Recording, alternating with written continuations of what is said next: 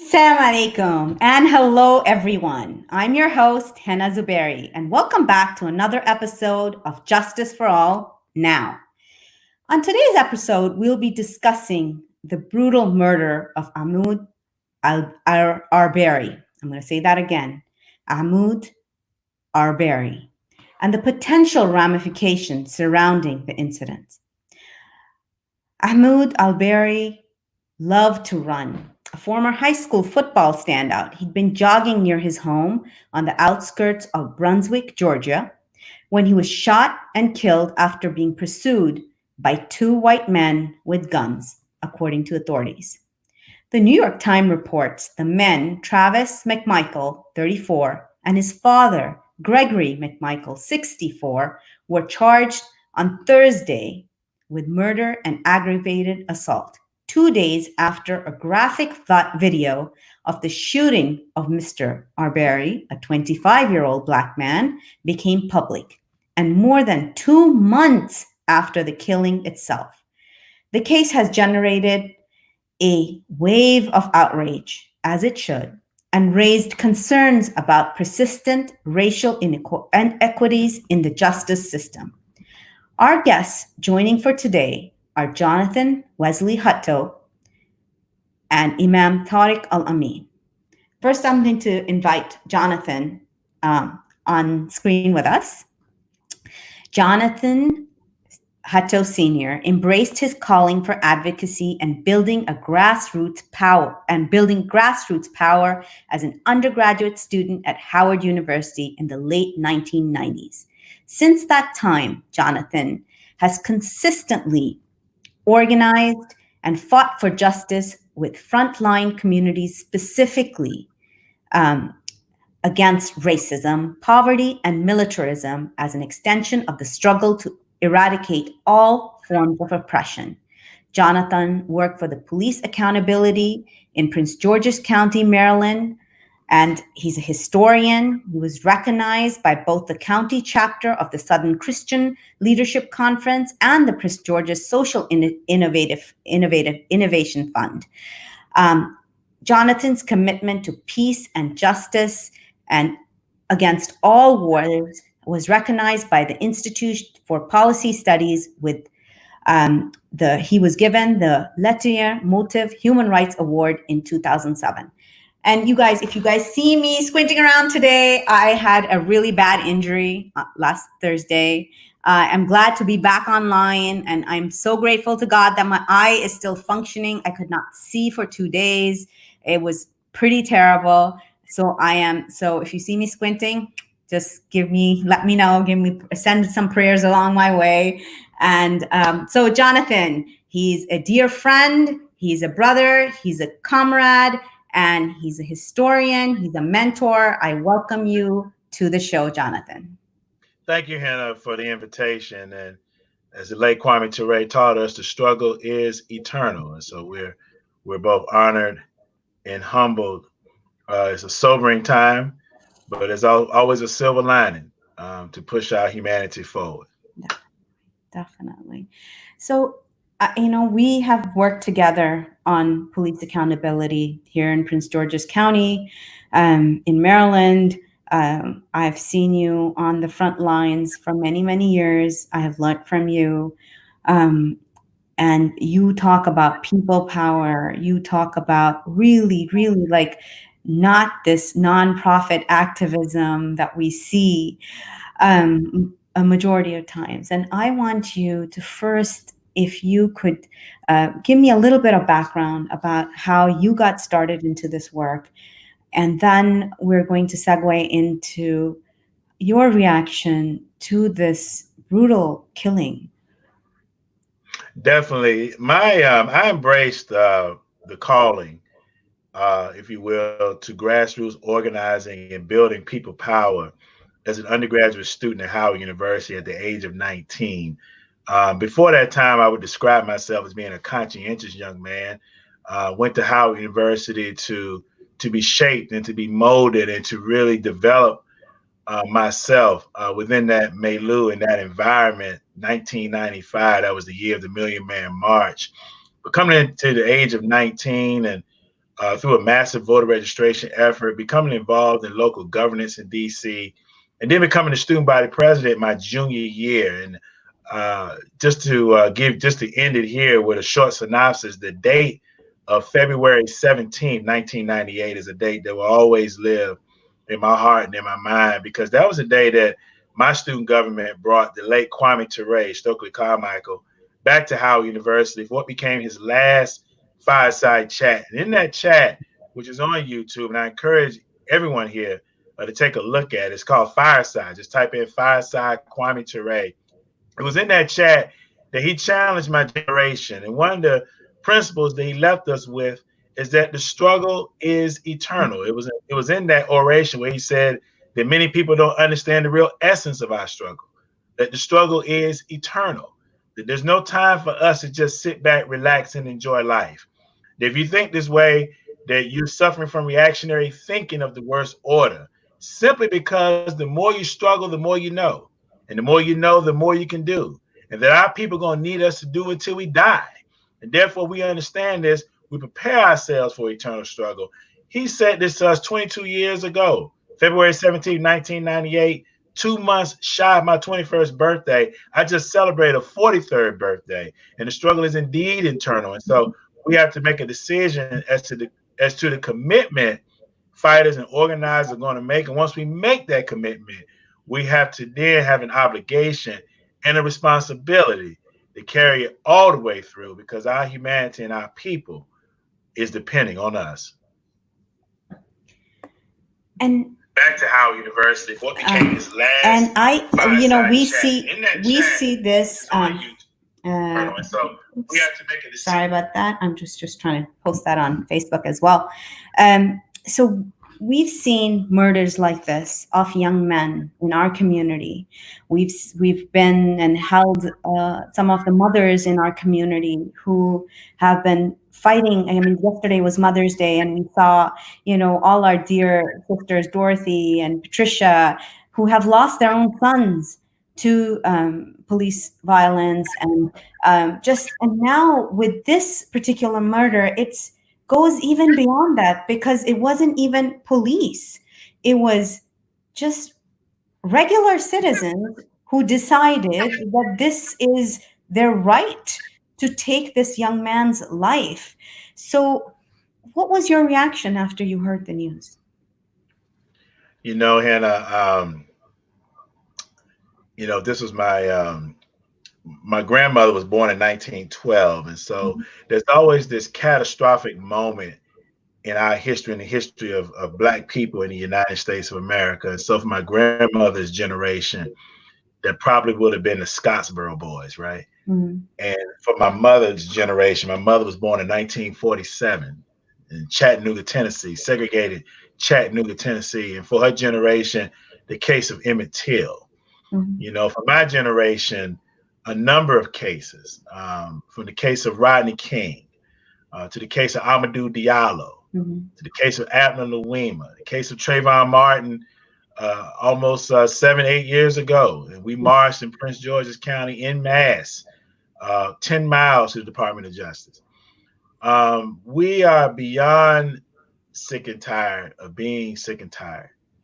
Our hearts are heavy. When I heard and read what happened to the young man in New Brunswick, Georgia, my heart cried out not only for justice, my heart cried out for a form of retribution. And when I say retribution, I'm not urging people to proactively go out and seek vengeance. But what I am saying is that the government of the United States, historically and in the present, both federally and locally, has proven unable to defend Black life. Black life in America is beyond cheap.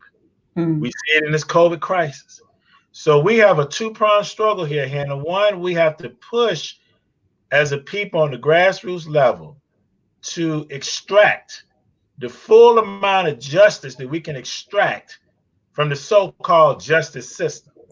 But in so doing that, we also have a moral and a human right to defend our lives.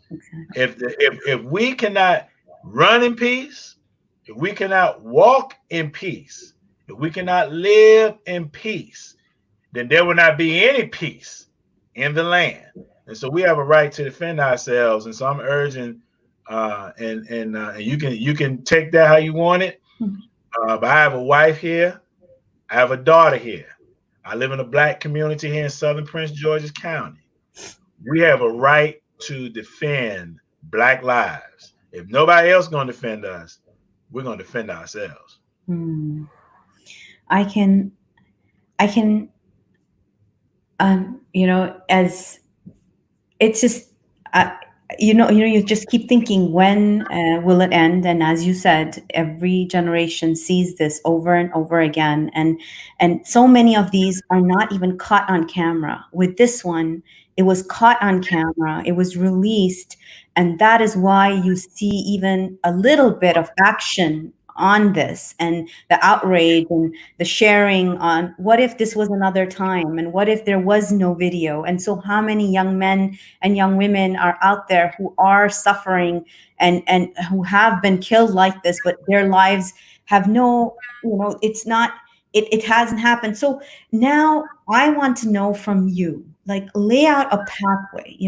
Our work for liberation is intertwined. What is your message to people on what next? Where do we go next with this? Yes, we protect ourselves. Yes, I have heard your call in, maybe people need to move and live in Muslim neighborhoods and live in Black neighborhoods. And if that's what's going to take, integration, in your view, I've read your views, doesn't is not working. um, Tell me more about that, and tell me what you believe can happen. How do we use the really, really, really broken justice system? How do we use it? Lay it out for people, just and the power of the people, because a lot of people forget that they get so desensitized, they forget about the power of the people.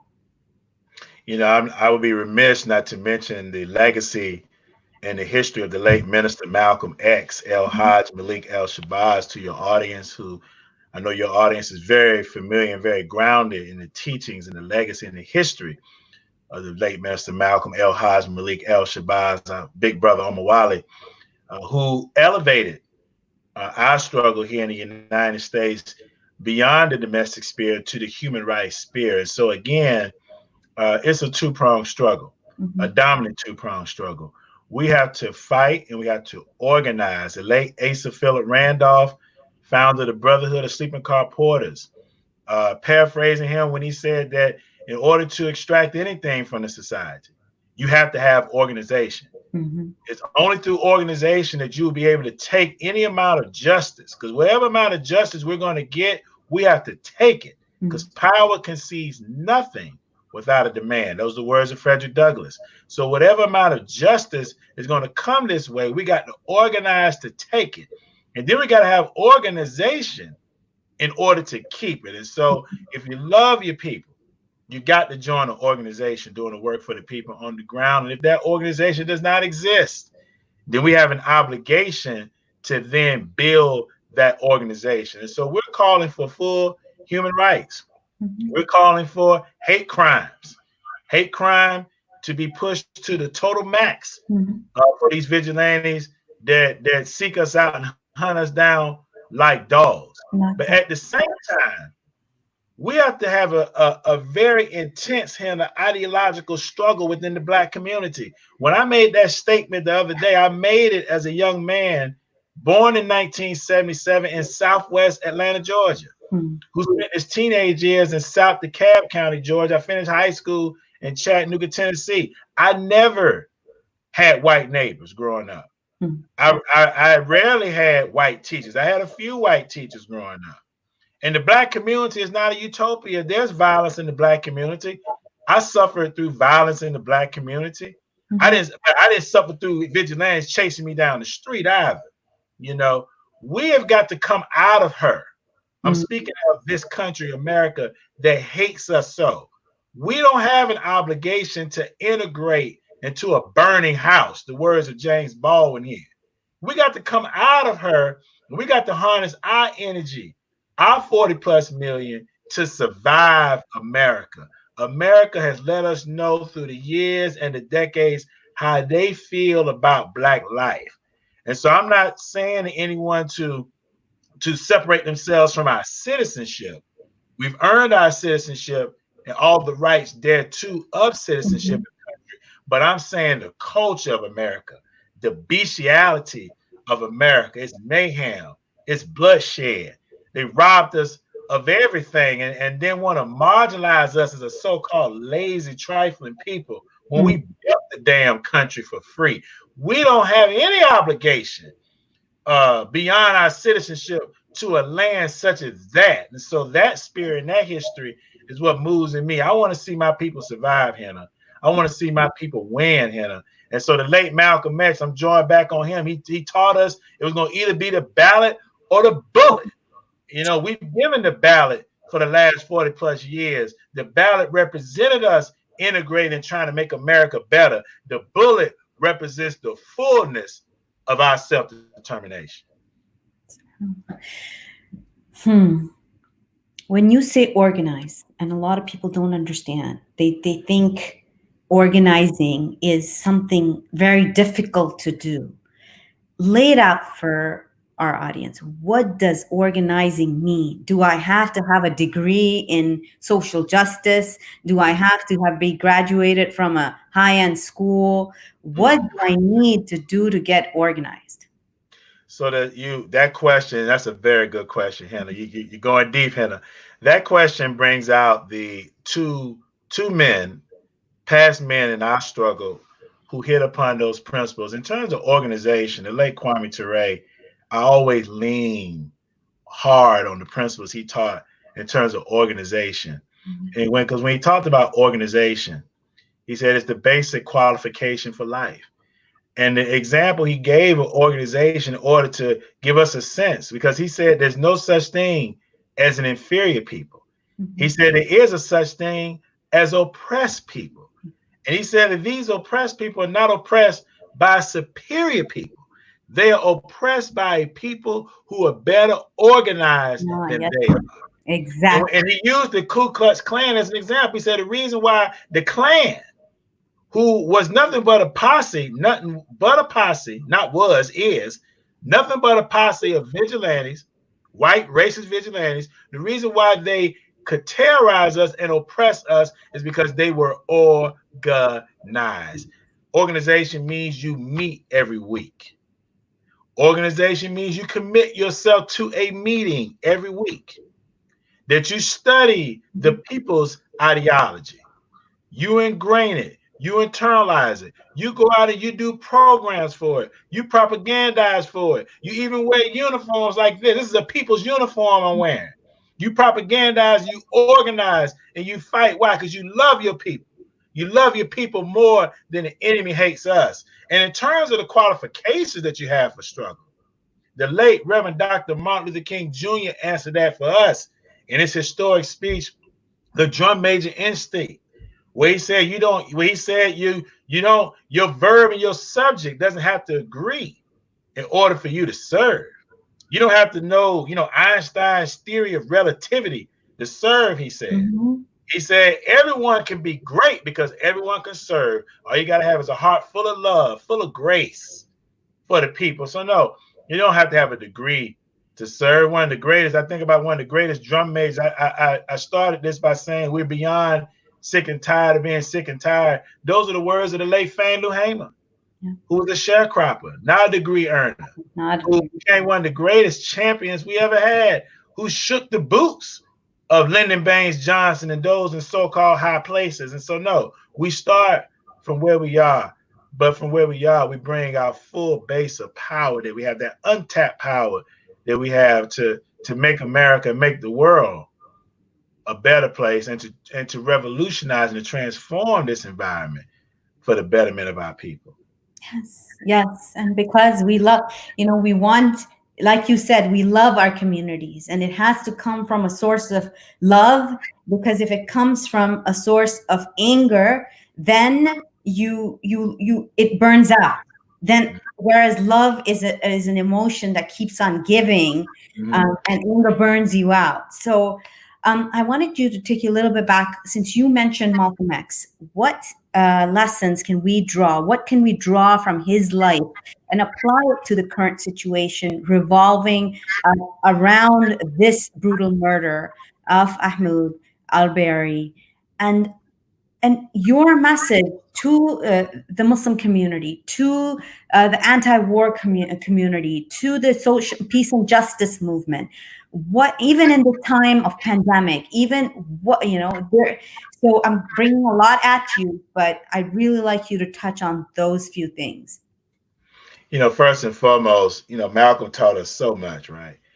I mean, number one, Malcolm, his life, which every human being who struggles for justice should examine and look at, especially if you're one who believes that you have to start from a certain place. Malcolm X, started as Malcolm Little, incarcerated, 21 years old, totally marginalized, totally forgotten, totally thrown to the side by this society, damned, and was able to self, not only to go through a process of self correction, self reflection, a purification that then made him one of the greatest generals that we ever had in our struggle. And so that process, that what Imam Jamil Alameen taught us, that higher form of struggle, that internal struggle that one does within themselves, and then that begins to engulf the environment. That's what Malcolm taught us, that you have a greater and a broader responsibility. Number two, to be a part of an organization, that we cannot win with a community of individuals. We have to join an organization. We don't have to be a part of the same organization, but we have to be a part of organizations who are then linked, as Kwame Ture taught us, in a united front, moving for our people. And so Malcolm understood you have to be a part of organization. We have to be disciplined as a people and be committed as a people. And then in his later trajectory, as he progressed beyond the Nation of Islam, Malcolm understood that even though he was a committed Muslim, he understood that all of our people would not come under the banner of Islam. So he had the genius to form two organizations. Mm. One organization known as Muslim Mosque Incorporated, and the other organization known as the Organization of Afro-American Unity. And to form two organizations in order to capture the broadness of our community. That right there was a genius move by the late Malcolm El Hajj Malik. And then finally, what I would say is his understanding, his firm understanding that you not only had to shame the oppressor, but you also had to lift the veil from the eyes of our people. Mm. Ozzie Davis, when he eulogized Malcolm X, I always get real emotional. I read those words because he said Malcolm was our living manhood. He was our black manhood. To be a black man in the society and the struggle in this society is to struggle against emasculation. Mm. Malcolm was the fullness of our manhood to the society. So as a man, as a man, as a father, and as a husband, I struggle to have the fullness of my humanity, and no one exemplified that at the highest level more than Malcolm X. And he loved us so that he was willing to die for it, Yes. willing to kill for it as well, and to defend our community. And so that's a high standard. That's a very high standard, and it's one that I seek to not only emulate, but one that I seek to carry out each and every day of my life, and in hopes that it inspires others and move others forward. Because we're only a vessel, Hannah, as you know, Mhm. for our time, to share the action and the passion of our time, what is the moral challenge of our day, and tend to pass it forward to a next generation, to keep it going, to carry it forth from one generation to the next. For the struggle is eternal. Yes, this struggle is eternal. This struggle is until, and we, a lot of times we don't realize we're just planting seeds, and we may not see it in our lifetime. We Mm-hmm. may not see it today. Our children may not see it, but we don't know the seeds, and we keep planting them towards justice, towards, and this is something that is so essential, is a lot of times we become very like, instant gratification. We want to see that now, and we don't want to put in the hard work that may not come until the next generation.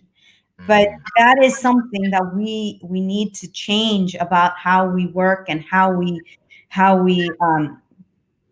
so we're getting comments that people are asking, you're letting people know that they don't know much about Malcolm X, which is a shame. People, if you have not read about Hajj Malik Shabazz, rahmatullah alayhi, may peace and blessings of Allah be on him. He, every country, every nation has their we believe awliya, friends of God, and we believe he was the friend of God from the, this country, from this land. He brought people together, and and what he taught was that exactly what we need for our time, and that's why he was taken away from us. Uh, this is exactly why because he was too dangerous for the status quo. Mhm. So Farhan is saying all marginalized communities need to support and stand in solidarity to fight racism against the Black community. Enough is enough. Uh, it's so as we're, I know you have to go get your daughter too. So I wanted you to leave us with some action items, some to dos that uh, we need to do. We just, enough of just talking about it, enough of so yes, definitely we start organizing, and if join something, if you can't start one, join something. What else? Give me So that's some that's hope. that's the that's the primary piece. Is if you're not a part of an organization and struggling within an organization right now, you have to join an organization. An organization can be a mosque. A mosque is an organization.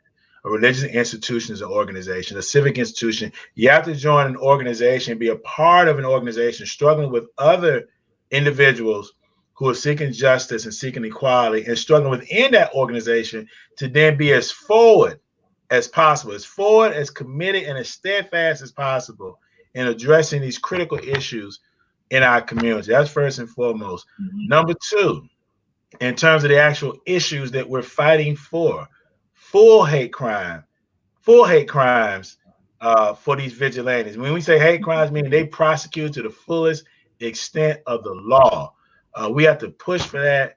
We have to How fight do for we that push at for every that? level. How do we push for that? We have I to mean, push just and fight for it on every level if we take the because case Black life, of the right? three I'm sorry, young Black people. life is too cheap. But Mhm. then also, Hannah, we have to have an ideological struggle in our community as well. We have to work together. We have to organize together. We also have to study together. Mhm. It's study and action. It's work and study. We have to have a firm understanding of this system that we're dealing with. Mhm. This is a continuous struggle. That this just didn't happen overnight. I mentioned my grandmother born in 1912, Scottsboro boys in the early 1930s, my mother born in the late 40s, Emmett Till in the early 50s. I was born in the late 70s, Rodney King in the early 90s. My son was born in 1999, Trayvon Martin in 2012. These people hate us. They deeply hate Black people. So we have to organize for our survival. Two pronged, the legal strategy, but also we have a right to defend ourselves. And then finally, in terms of the fratricide that happens in our own community, I will leave you with these words from George Jackson, who is considered by many to be the progenitor of the modern day prison abolitionist movement. If you haven't read the book, Blood in My Eye, that's his political treatise. I would read it. Also, his prison letter, Soledad Brother, long live the spirit and history of George Jackson and his brother Jonathan Jackson, who Angela Davis put her life on the line for. George put these words out when he challenged us to settle our quarrels, come together, Mhm. understand the real, true reality of our situation, Hannah. Understand that fascism is right here. Yeah, right here. The Exactly. millions have died, like our brother New Brunswick, Georgia. Millions have died, and millions more will live half butchered poor lives if we fail to act, do what must be done, embrace your love and humanity in a worldwide revolution, total transformation of society. Join us, join the organization, join us, join the movement, join us, and give up your life for the people. Love you, Hannah. Love you. Onward and forward. I'm going to pick up my daughter from daycare. Okay, thank Love you. y'all. Onward. And Hannah, and we're going to survive. We're going to survive. We We're are. going to We survive. are. We've We been know. surviving. We are the overcomers. We are the overcomers. Thank you all so much. Thank Onward and you forward. so much. And Onward as and forward. you say, the struggle is eternal. Struggle is You're my eternal. Onward and husband, forward. baby. All right. Thank you so much, Okay, Hannah. thank you. So we have a question. How is racism against Black people in European, Asian countries compared to the United States? I don't hear much about it in other countries. Is it more prominent here or is it just underreported? That's a really good question, Nina. And I don't know if you're where you're based, but I can tell you my personal experience. I grew up in Africa. Actually, I grew up in the Sudan, and so my experience growing up around Black people was it was a very different experience than many of even people of my heritage of the Pakistani society. So maybe, and I keep thinking, if I had not had that experience, if I had not been raised in a community that it was very normal to be Black, how would I have been different? Like, how would my racism have played out? And this is one thing that I constantly talk about and preach about, that racism is a sin. It's a sin just like lying. So if today someone says to you that I am not a racist, then I'm sorry, they don't understand racism. Yes, racism is, the structural racism, but I'm talking about from a personal perspective. You can be a racist today and work on yourself and overcome your internal biases, and tomorrow you could fall into racism again. So this is something that perhaps we can have another show about this, and while I'm waiting for my next guest. But this is something that, as you were asking, and a lot of times here, because of the struggle in the United States, because of the civil rights movement, because of the unique history of Africans in the United States, of African American Black people in the United States who went through slavery.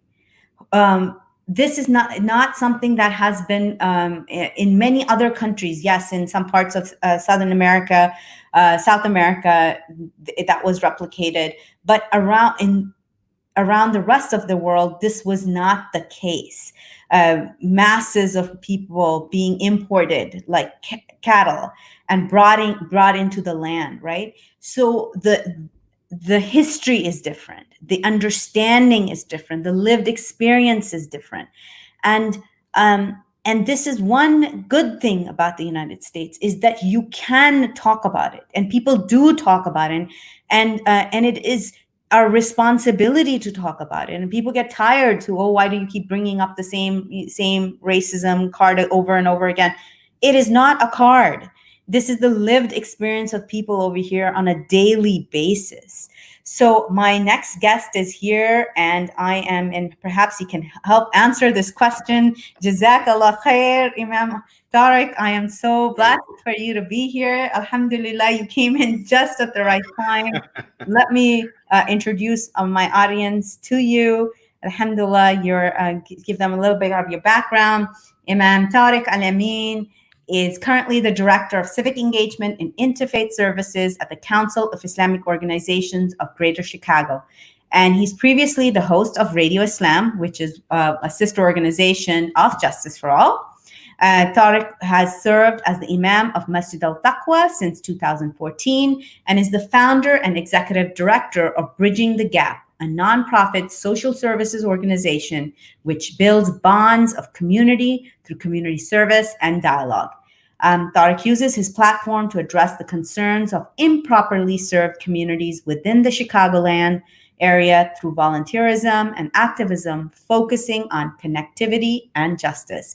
Tariq is the past appointee to former Illinois Governor Pat Quinn's Muslim Advisory Council and is a past convener of the Chicagoland Shura Council. He serves on various organizational boards that reflect the core values of service, education, and activism. And when he's not engaged in community service, Tariq enjoys spending time with his wife of 17 years and their 3 teenage daughters. Welcome. Thank you so much. It's 20 years now. 20 years now. Okay, we need to update that bio. 20, mashallah. It's 20 years for my husband and myself as well. Oh, well, congratulations to you. Alhamdulillah. So this is, I wish we had been on, well, on this show, we seldom talk about pleasant things. We talk a lot about genocide and we talk a lot about oppression. And a lot of times it's far off and places really far away, but then the same things happen here. Similar things happen here, just like our last guest, Jonathan, good friend, mentor of mine, was talking about, is that this this genocidal work is happening here too. The extremists are here too. The supremacists are here too. Just like we look at Obama and we look at Rohingya in Burma. Mm-hmm. What is the difference? What is the difference, right? So this is what I wanted to talk to you about, Tariq. It's Ramadan, and something you said recently really, really struck with me. And I don't know if perhaps we can bring that tweet up, but you were reminding us, yes, this is Ramadan. And many people are really worried about why, and traumatized by the fact that this horrendous crime has resurfaced in Ramadan. Mm-hmm. But you believe, and that this is not unique. No, not at all. Not at all. And I also like to remind us that, some of the most decisive battles, the Battle of Badr, was fought during the month of Ramadan. That this is not a month where we are immune from struggle, or that the oppressor stops oppressing. As a matter of fact, one of the things that we've been talking about a lot lately is when we talk about the devil being chained up, or the gates of hell being closed. That's something that's specifically that's for the believer. That's for the person that's that's monitoring themselves. That's taking advantage of the prescription of Ramadan. But outside of that, those who have been oppressing, as individuals or within systems, they are continuing to do those things. So any romantic ideas that we may have of a nice and quiet Ramadan where the world stops, we certainly have to, not allow ourselves to be disillusioned by any notion of that. And that certainly doesn't mean that we can't find a sense of peace and a sense of, rejuvenation within this month, because we absolutely can. But this is a practical faith, and is one that does not allow us to leave this material life that we're placed in. So it's a challenge, and we just have to accept that and not let that dampen our spirits because those challenges don't go away. I want to know. So I've read that many people, obviously this was traumatizing for a lot of people, and so our dear sister Precious Rashida and our dear sister Camilla, who's a psychologist and delves in these matters a lot, and is a leading voice in the Black Muslim community, and they brought this up, that don't call this a lynching. So I wanted to talk a little bit about that. What should we call it? What was this, and how do we understand this in today's time? I'm glad that they made that distinction, that it was not a lynching, it was a murder. Mm-hmm. That is what it was. It was a miscarriage of justice.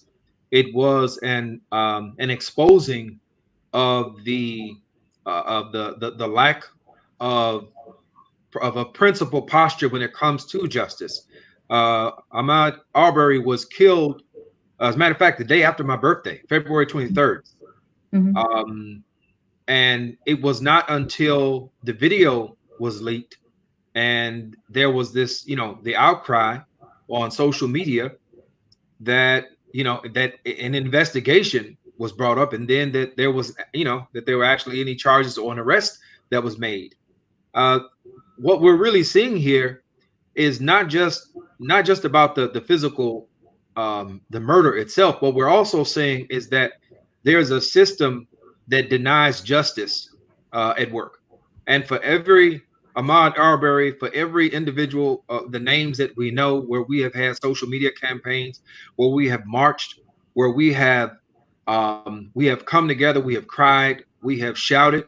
For every one of these that has made it to the national media scene, you should assume that there are far more that we will never hear about. Mm.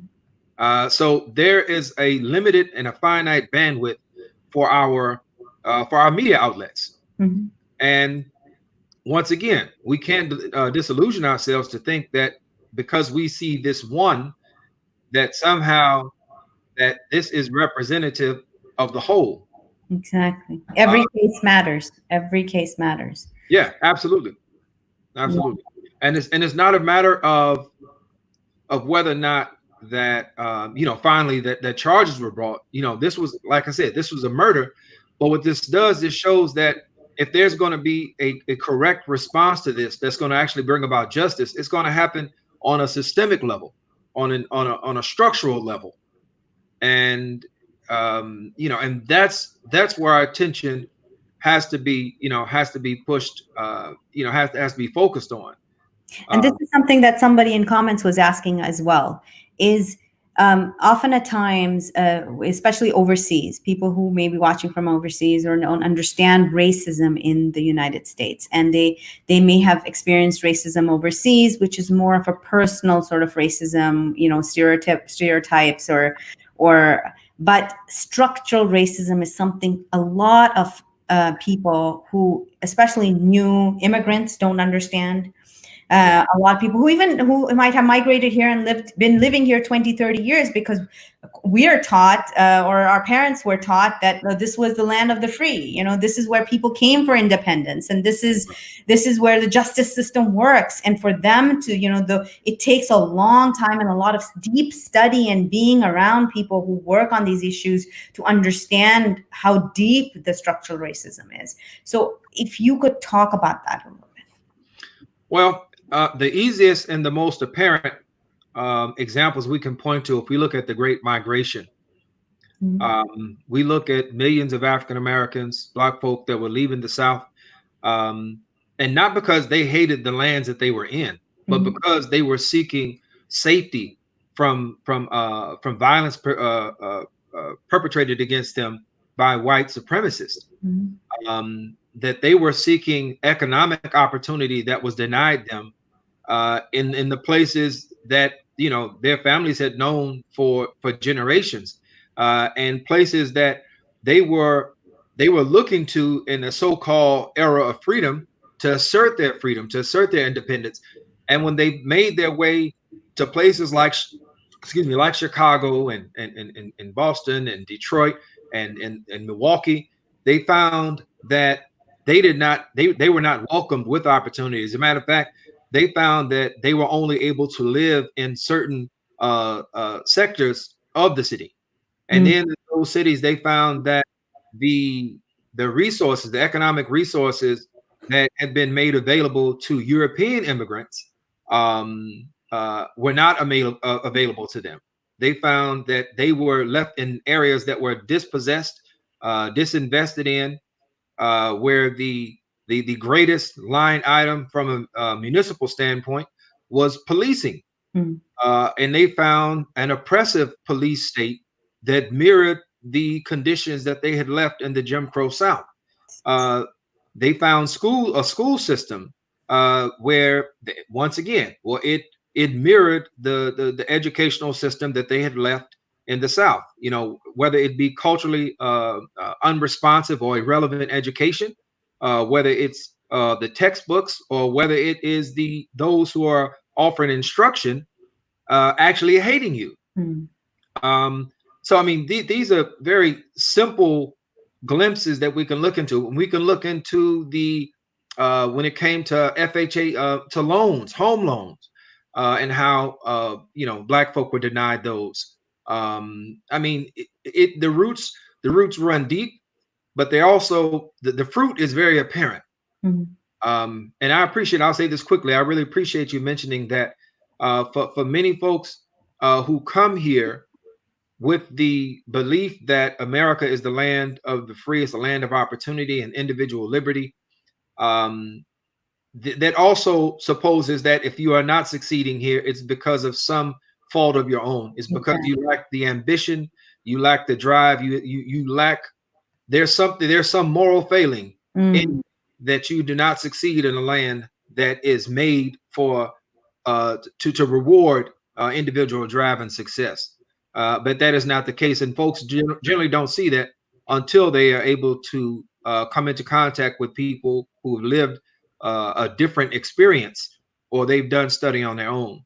Exactly. And it goes from everything like being shot while just running, or buying Yeah, Skittles, or not getting a job because your name sounds Black, or getting just, or it goes deeper, like in Baltimore. I live near Baltimore. yeah, Just the way the whole city was raised, and whole entire neighborhoods were done away to make roads and destroyed, and all of that is structural, and all of that is systematic, and it runs through the board of transportation to from every governmental level, to the fact that why single mothers get more benefits, and whole families don't, and it just so much, like, until and you really, and I urge this of my viewers, and I urge this of anybody who's working in the peace and justice movement, or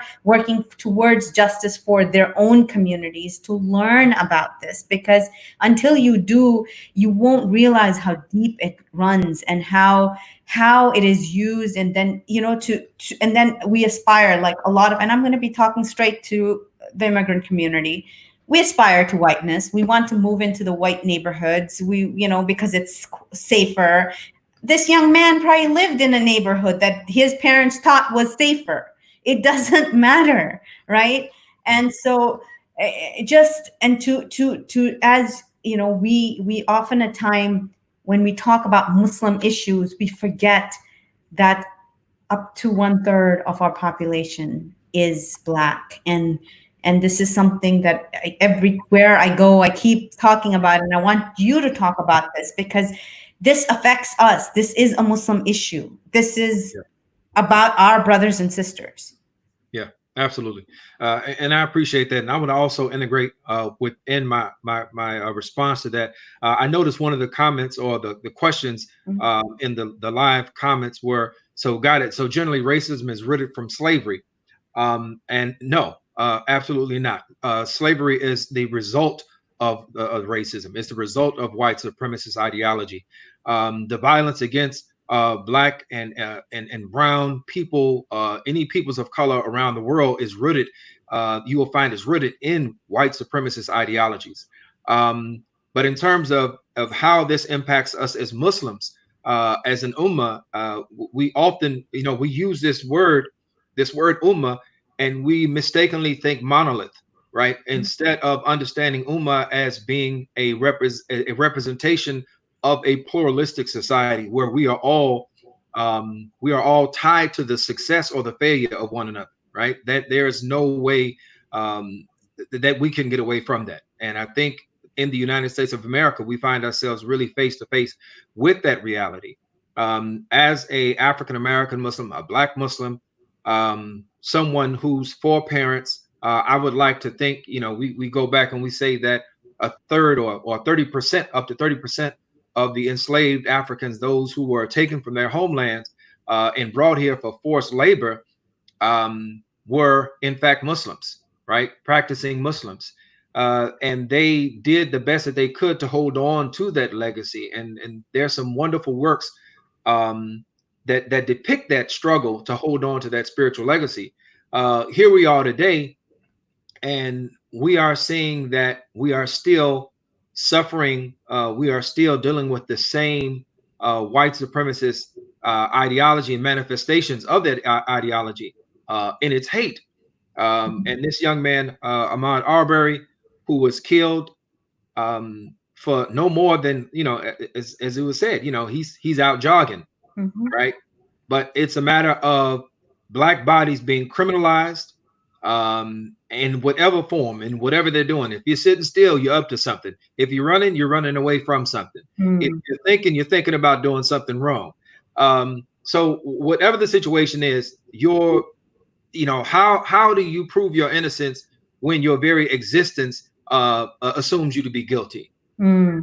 So this is the challenge that we're dealing with. And I think as Muslims, what we have to understand, we have to be willing to be vulnerable enough in the mirror, vulnerable enough looking at ourselves. And I appreciate what you mentioned, Sister Hena, in terms of the aspiration towards whiteness.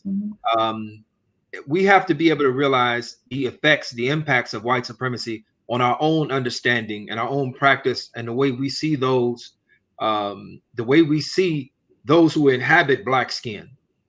And this is a test for us. And either we pass the test collectively or we fail this test collectively. Definitely. I mean, let's talk about this case a little bit. Yes.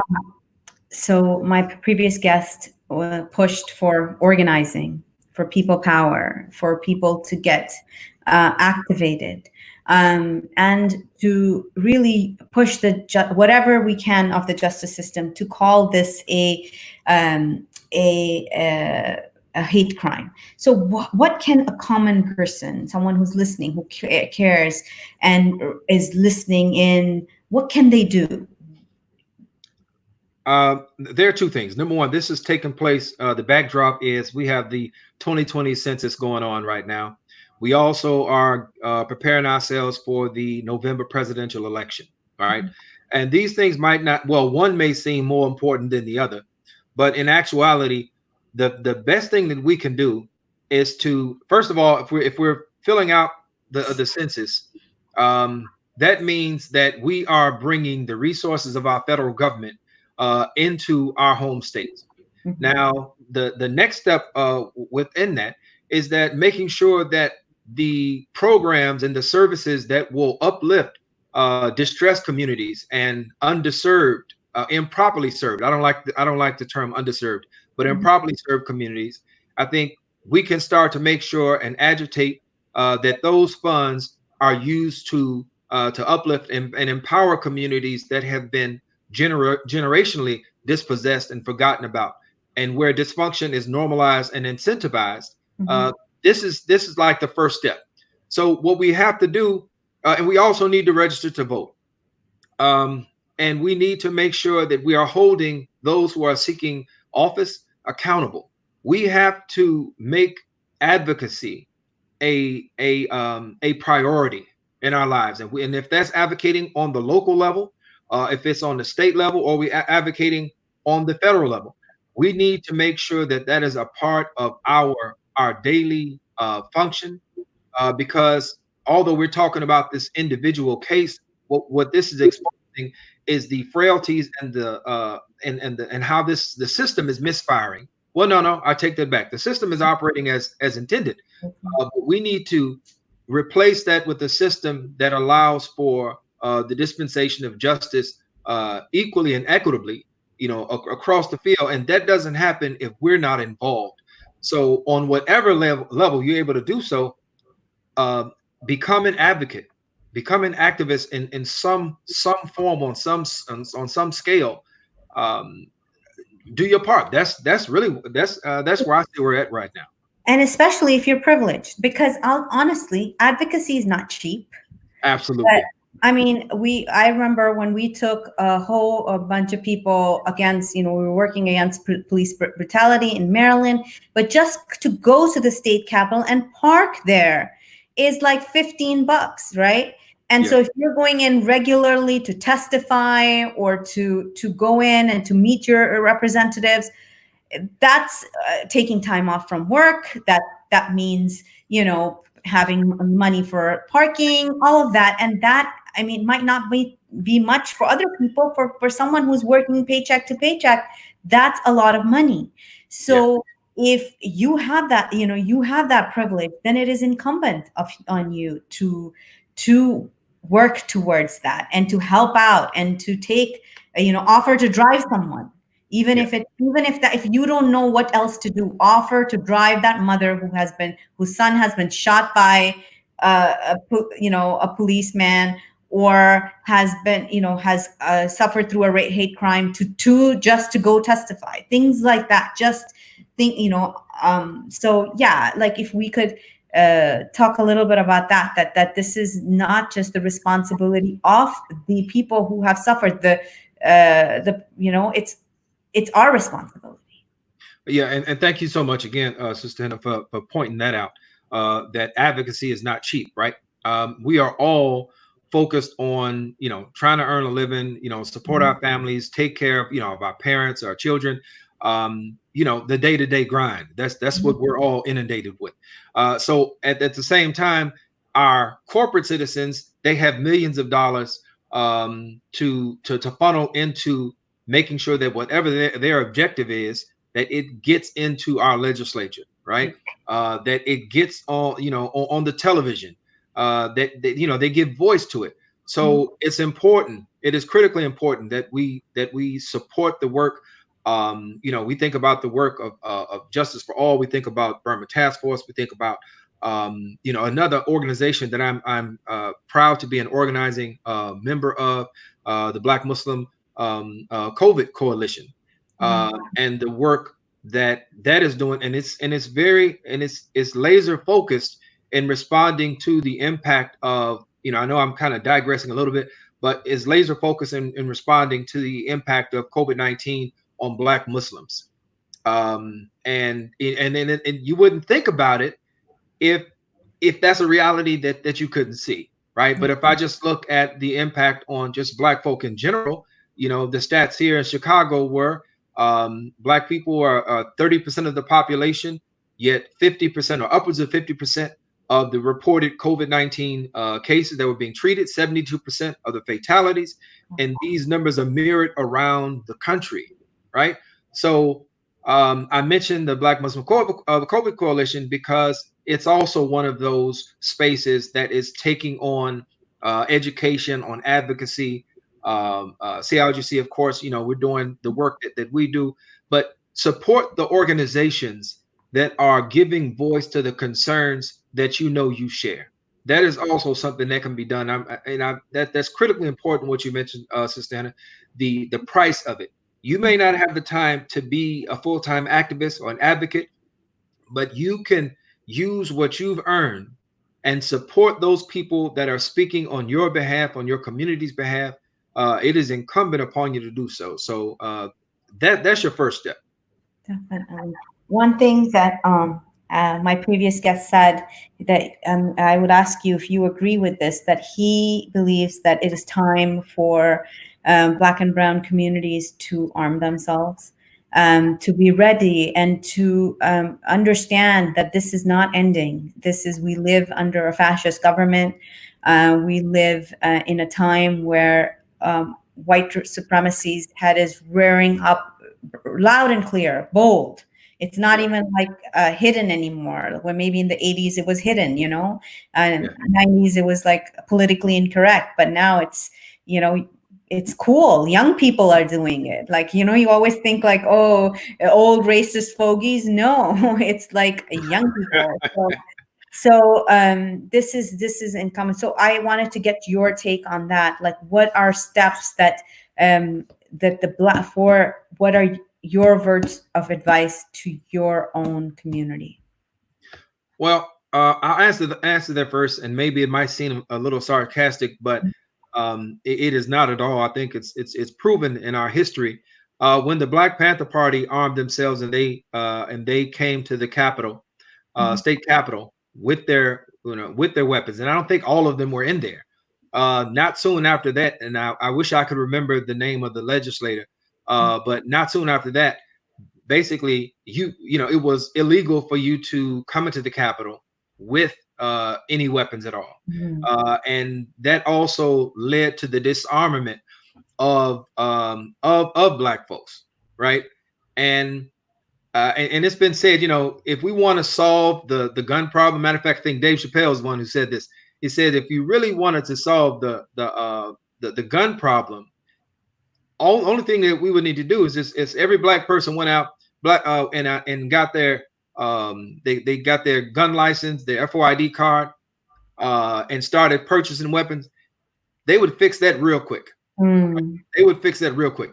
That said, I absolutely do support the Second Amendment and the conditions that we're in. I think every person should, you should be prepared to protect your home.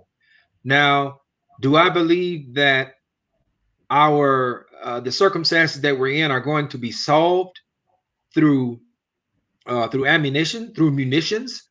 No, I absolutely no. I don't believe that to be the case. But I do believe that we need to protect ourselves.